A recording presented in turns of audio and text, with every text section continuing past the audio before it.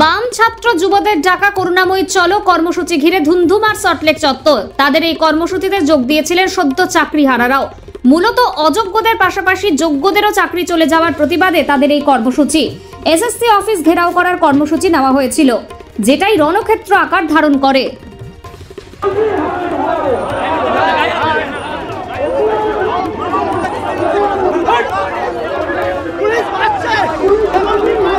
তুমি গালাগালি দিচ্ছে, গালাগালি দিচ্ছে পুলিশ।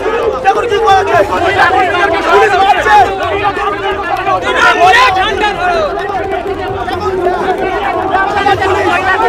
পুলিশ পুরো দালালি করছে, পুলিশ পুরো দালালি করছে, মমতা ব্যানার্জিও দালালি করছে।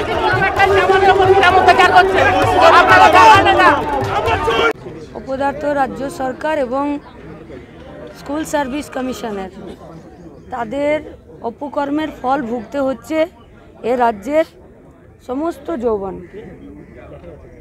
যারা অযোগ্য, যাদের চাকরি করার কোনো রকম যোগ্যতা নেই, তাদেরকেও ঘুষের রাস্তা দেখিয়েছে রাজ্যের সরকার। ঘুষ তো আর রাস্তায় যেতে যেতে জল তেষ্টা পেল আর কল খুলে জল খেয়ে নিলাম, ঘুষ তো তা নয়। সরকার ঘুষ নেবার জায়গা রেডি করেছে বলেই ছেলেপুলেরা ঘুষ দিতে পেরেছে। তাদের শাস্তি হোক, তাদের চাকরি যাক, কারণ যোগ্যরা চাকরি না পেয়ে রাস্তায় বছরের পর বছর বসে আছে। কিন্তু যারা যোগ্য, যারা চাকরি পেল, তাদের কি হবে?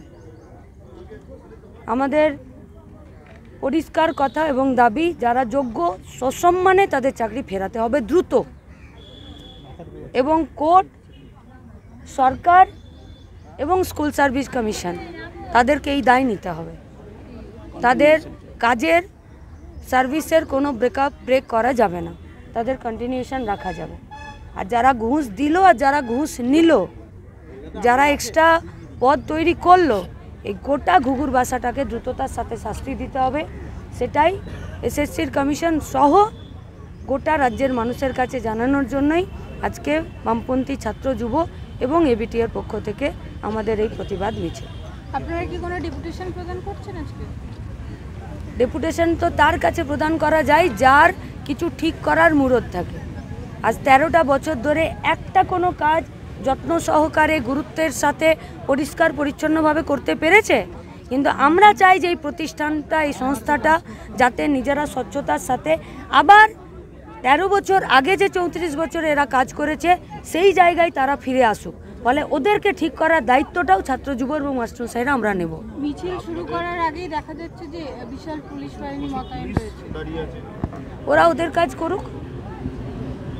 আপনাদেরকে কি আটকানো হবে কি সম্ভাবনা? সে তো ওরা তো আমাদেরকে কিছু বলেনি। আর প্রতিবাদ মিছিলকে ওরা যদি আটকাতে চায় সেটা ওরা ঠিক করবে। যদি আটকানো